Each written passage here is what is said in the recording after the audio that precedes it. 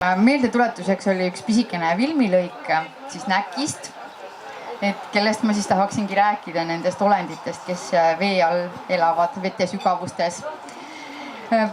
Kogemust mul isiklikult nendega ei ole ja sellepärast vahendan seda, mida ma olen raamatutest, arhiividest ja teiste lugudest leidnud.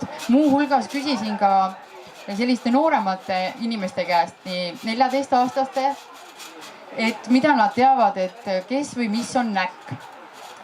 10 noorest teadis 2 tükki, et see vist on Meri Neitsi. Et meie näki jutud hakkavad kaduma ära suures osas sellega, et on ette võetud ajaasustusprogramm ja pannakse veevärgid ja kanalisatsioonid majadesse sisse ja enam ei ole põhjust vana-vanaemal ära seletatud näoga öelda, et see must kaevuauk, et sinna ärge sisse vaadake, et näkk tõmbab või midagi niisugust, et ei ole varsti enam sellist kaevugi, et juba nendest peaks hakkama rääkima. Et meil on käinud muuseumis lapsed, kes ütlevad, et nad teavad ühte inimest, kelle õues on selline auk, kus võetakse vett. Et me peame veel meie vanuses normaalseks, et me teame, mis asi on kaev ja kuidas ämbriga vett võeti. Aga tuleb välja, et on tulemas peale selline põlvkond, kes enam seda ei teagi ja meil ei ole tulnud pähe võib-olla seda ka nii väga rääkida. Noh, rääkimata siis veel näkkidest. Et natukene sellest ka, et vähem on teada nendest vaimulenditest ja nendest jumalustest, et neil olid ka omad nimed.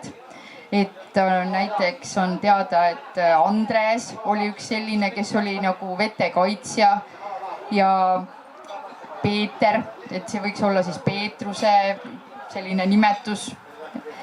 Et korjati uskumusi ja Kreutzwald on siis pannud kirja, et vete ema tänati ja viidi andeid siis kuhugi allikale või mis oli maja lähedal, sellepärast et allikavesi oli puhas vesi. See oli väga tähtis, et seda kuidagi hinnata, et see oli oluline. Ja Andres ei ole meil nii väga, mina polnud sellest väga midagi kuulnud, samas Andrei venelastel oleks nagu rohkem nagu räägitud, et ei ole isegi kuulnud, et keegi oleks rääkinud sellisest vete sügavuses elavast jumalusest, keda peaks kuidagi tänama. Aga samas on soomlastel selline õngitsemissõnad, Anna Anti Ahvenida, Pekka Pieni Kaloja, et see peaks siis olemagi nagu ümber tõstetult siis meil ja Andres ja siis Peeter. Noh, vast oli siis nii. Aga nüüd ma räägiks natukene rohkem näkkidest, mis on nagu minu meelest täitsa huvitav teema. Et meie silmad ette, kui keegi näkist räägib, siis tavaliselt tuleb selline palja ülakehaga ja selline kena naisterahvas, vahest ka rinnad paljad, natuke selline seksuaalne võib-olla isegi. Vähem on nagu räägitud sellest, et see näkk võib olla ka mingisugune loom, kes sulle tuleb vastu, kui sa hakkad järve äärde või vee äärde minema ja kuidagi meelitab sind kaasa. Ei ole näiteks ma kuulnud enne sellest midagi, et jänes võiks olla näkk hoopis või erinevaid selliseid olendeid, et kas ei ole siis jalgu näha või on just pigem kalasaba ja siis nad kammivad oma juukseid, pikki juukseid ja laulavad. Aga miks see ebatavaline on? Praegu mõtlete, et enamus meist käib pikkade juustega ja juuksed on lahti ja niimoodi, aga oli aeg, kus see oli ikka väga ebatavaline, et sa näed kusagil vee ääres kedagi, kellel on lahtised juuksed ja ta on naisterahvas. Lastel võisid olla juuksed lahti, aga täiskasvanud naisel olid nad tihti ju rätikuga kaetud ja seda nähti võib-olla ainult oma pereringis. Et kui keegi nägi sellist naist kusagil vee ääres pesemas, see võis küll ehmatada või tekitada sellist elevust ja kui see pesemine juhtus veel suvisel sellisel ajal, kus on udu, siis võimalik, et jalad ei paistnudki välja, ta justkui hõllus seal. Ja ei saa ka eitada, et Eesti tüdrukud olid ja naised väga ilusad. Ja mida ämaram muidugi ilusam, eks ole? Et et tihti jah, siis kujutati seda näkki siis mitte nii väga vanema naisena, vaid nooremas eas naisena, kes justkui ei ole veel paarisuhet elanud ja siis tekitab sellise natukene sensuaalse sellise mulje. Ja et kuidas siis aru saada, et kas see naine, kes seal ennast peseb, et kas see on nüüd näkk või on ta lihtsalt ilus tüdruk. Ja siis üks selline võimalus on, aga ma ei kujuta ette, kas keegi seda ka katsetas, et kui ta naeratab, siis on näha kalahambad. Et kes julgeks nii lähedale minna ja midagi sellist teha. Et näiteks on Tormakandist kirjutatud üles selline asi, et veehaljas õli siin augu ääres, must preili musta peaga, kammid pead ja õige pikad juuksed õlid peas. Et vanemrahvas oli neid siis näinud ja eks seda räägiti siis noorematele edasi. Ja eks sellel oli ka praktiline tarvidus, et lapsed ei kõõluks ja kui see on midagi mustavat ja tumedat ja sa täpselt sinna lõppu ei näe, siis see ongi müstiline ja natukene õudne. Tänapäeval lähed ja vaatad või lihtsalt uurid, mis on. Nii. Ja Mare Kalda, kes on uurinud Virumaa kohalugusid, toob ühe huvitava sellise nüansi välja, mida ta on märganud siis Virumaa lugudes. Et meie kandis siin ja üldse Virumaal on siis kuskilt mingi hääl tuleb, et sa hakkad kuhugi minema ja keegi justkui ütleb sulle midagi, et kas sa pead midagi tegema või tulema kaasa või antakse sulle mingi ülesanne ja ei ole siis kirjeldatud, et kelle hääl see siis täpselt on, et mingi vaimolend, aga kas ta on siis meesterahvas või naisterahvas, et seda ei ole täpselt nagu mainitud. Näiteks on ära toodud, et Tudujärve vaim ulub Valjul äärel kaevaldes. Ma pean minema Tudu umbjärve elama. Et ilmselt siis, ja see on Viru Jaagupis üles kirjutatud, et tal tuli siis hiis raiuti maha ja tal tuli kohta vahetada. Aga on selliseid natukene võib-olla romantilisemaid lugusid, et näiteks Kadrina kihelkonnas on üles kirjutatud muistend 1898, kus ühel möödujal paluti viia ühe järve äärest teise järve äärde sõnumid. Et Jäneda järve ääres olevat siis olnud üks järve noor härra. Arvati, et see on siis meesterahvas vaim seal. Ja palunud viia tervitused Viitnajärve neitsitele, et Viitnajärves olevat siis jälle need naispoole veeelukad olnud. Ja öelnud on ka niimoodi siis, et Jänedajärve noored härrad saadavad Viitnajärve neitsitele palju tervikseid. Ja no see inimene, kellel seda paluti teha, ei julgenud seda ka tegemata jätta, sest mine sa tea, kui sa vaimuolendeid pahandad, et ta viis need tervised edasi. Ja siis tal oli tänutäheks, kui ta jälle sealt järvest mööda läks, visatud üks suur haug. Et mina olen kuulnud, et Tudulinna elektrijaama juurest on üks noor härra niimoodi haugi saanud, mis lendas talle põhimõtteliselt sülle. Aga kahjuks on praegu teadmata, et kas ta enne jõudis mõnele näkile viia ka tervitusi või oli sel hetkel selle nägiga seal koos. Nii, et selline tore lugu. Ja Virumaal on üles kirjutatud ka selline õllepakkumise muistend või lugu, et Ebavere mäe juures, et jaani õhtul kui kõndida ja hoolsasti kuulata, siis võib just sinuga juhtuda see, et keegi pakub sulle õlut. Ja siis on kirjas niimoodi, et hüüed kuuldi, Kai, too kapaga õlut. Ja kui sa siis vastad, et too meile ka, siis saab minna mäe sisse ja seal on üks suur linn ja seal kõik jaaniöösel joovad õlut. Ja sellest ei ole mitte midagi halba ja õlu on ka päris hea maitsega. Nii et jaani õhtul siis, kellel väga on vaja seda õlut, tuleb siis sealkandis vist kõndida ja kuulata, et kas see on kosta, kas pakutakse. Ja siis tuleb hästi kärme olla ja õigata ka, et too meile ka. Et siis on selge, et rahvajutud on inspireerinud ka Konsujärvest ja Kurtnajärvedest, et neid on ka Kalevipoja muistendites. Ja näiteks on Alutaguse valla Kurtnajärvestiku Rääkjärve näkkidest kirjutatud. Ja siis on niimoodi, vanal ajal räägiti, et Rääkjärves elanud palju näkke, kes inimesi järve viisid. ja kord tulnud keegi metsavaht Rääkjärvest mööda ja nägi, et üks alasti naine istub seal järve ääres ja peseb ennast. Metsavaht aga tahtnud teda lasta, noh nägi, eks ju, et ebamaine, ütlen remargi korras, aga püss ei läinud lahti. Ja siis pani metsavaht sõrmuse selle püssi otsa ette ja kui ta siis laskma hakkas, siis kadus naine vee alla ja mees ootas tükk aega veel, aga see naine välja enam ei tulnud. Aga sellest peale enam ei uppunud nii palju inimesi järve ja ei ole enam ka neid näkke seal keegi näinud. Vot, et Väike-Maarja Antujärve ääres, kui te teate, see on selline suhteliselt sügav järv, et seal on aldjas, kes käib kuke kujul. Et kes seda kukke näeb, siis peab olema ettevaatlik, sellepärast et võib see tähendada seda, et ei püsi enam pinnal või midagi juhtub. Ja neil selliste ligipääsmatute järvede ja sellistega tumedate soppidega, kuhu väga tihti ligi ei pääseta, just nendega on tihti selliseid lugusid seotud, et nendega on ju palju rääkides, nad on sellised müstilised.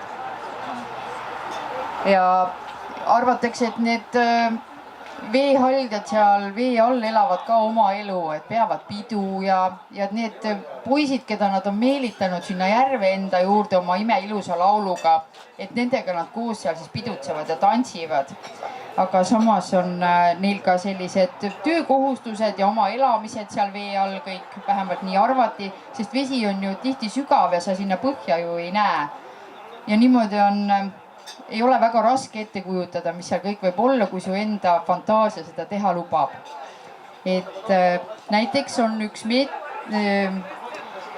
mees saanud Mustjärvest suure kala kätte, aga haldjas tulnud teda hoiatama. Kes meie tölpsaba orika ära varastab, see peab 7 aastat vatsavaevas olema.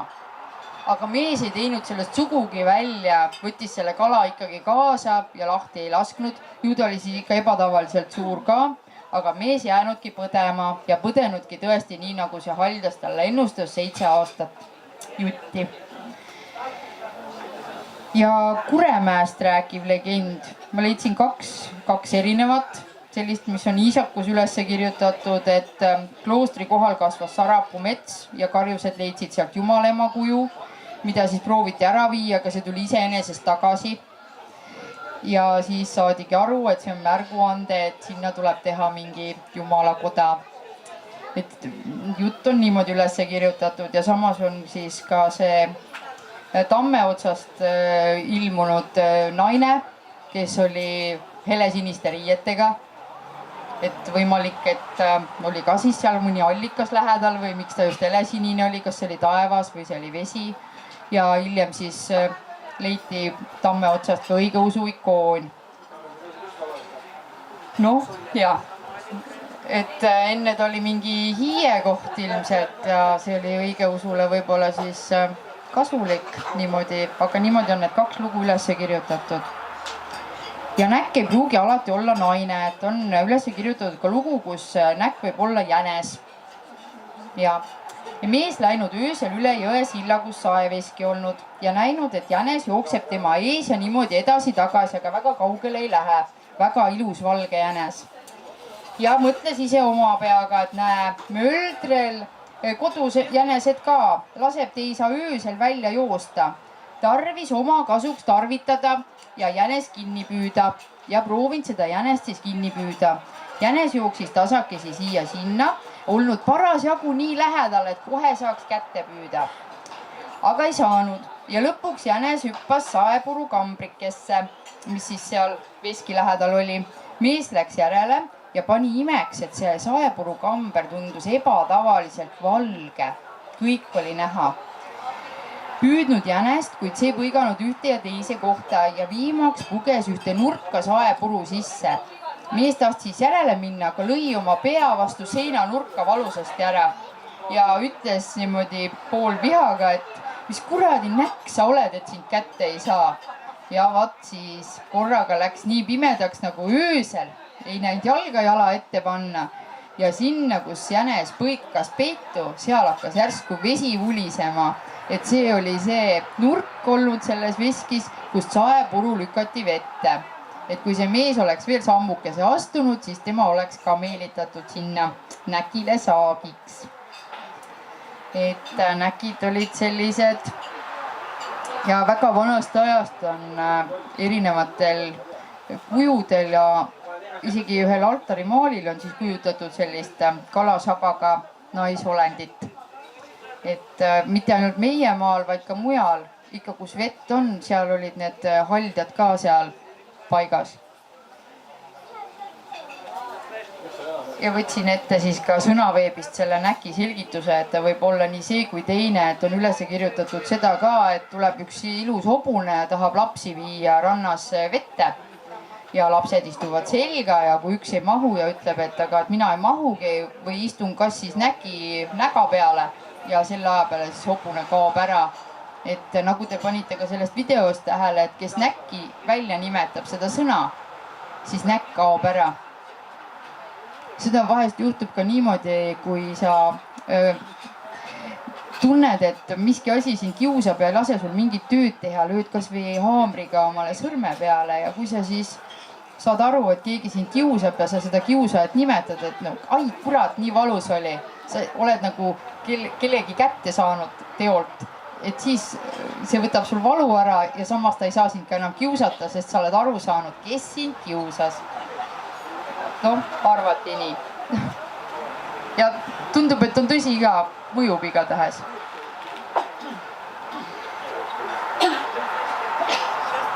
Et kunagi olivat üks mees leidnud endale väga ilusa naise jõest, kalamees, ja viinud selle endale koju.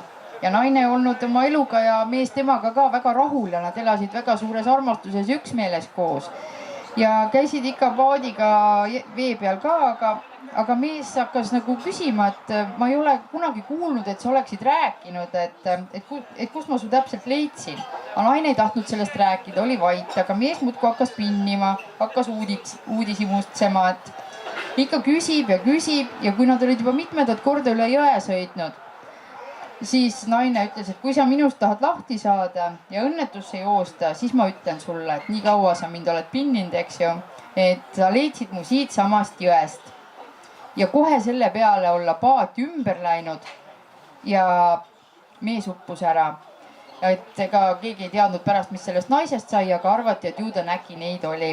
Et võib-olla oli neid veeõnnetusi ka niimoodi lihtsam äkki selgitada. Et tihti need noored mehedki, et justkui käisid jõe ääres istumas ja ju see näkk neid seal lauluga meelitas ja meelitas mitmendal korral ja siis lõpuks see mees enam tagasi ei tulnudki ja ju ta siis selle ilusa tüdruku laulu ohvriks langes. Et tänapäeval me teame, et on igasugused depressioonid ja igasugused siuksed muud asjad, et võib-olla et need mõtted ei läinud nii väga selgeks seal, et tundus see ainukene lahendus olevat ja olid seal üksinda ja lained loksusid ja aga võib-olla on tore jälle mõelda, et äkki see ikkagi oli näkk. Ja siis ei ole nii hull. Aga et veidi sellest kaitsemaagiast ka, et kui me nüüd peaksime kartma, et meid kuidagi ja me ei taha, et näkk meid kuidagi meelitama hakkab, et mis siis nagu aitab. Et üks võimalus on, et kui minna ujuma, siis enne seda visata 3 kivi vette ja iga ühe peale sülitada. Ja sülg on üldse inimesel kuidagi selline tema enda energia, mida ta nagu ära annab. Et kas kui kalale lähed ja ussi pealegi sülitad, siis raudselt võtab kala palju paremini või kui sa kellegi kas või järele sülitad, siis see jõud, mis on nagu negatiivne jõud, mis sa siis annad, on ka jõud, et see on ka sinust tulnud. Ja et arvati, et see kivi peale sülitamine siis aitab. Ja saartel olevat olnud ka selline komme, et kui mindi lammastegagi merre, siis visati näkile enne kakku vette. Et võta söö kakku, et siis ta nagu jättis sind. Ja väga hästi sobib kaitsmiseks siksak muster, eriti püstipidi. Nagu rästiku seljas see siksak, et see on nagu vool ja samas on ta selline kaitsemaagiline ja pihlakane pulk ja rist, et on isegi selline lugu Näkijärvest, et elanud üks näkk, aga iganes seal järves supelt või vett sealt käinud viimas. Selle näkk proovis kinni püüda, et sinna oli keeruline juba minna.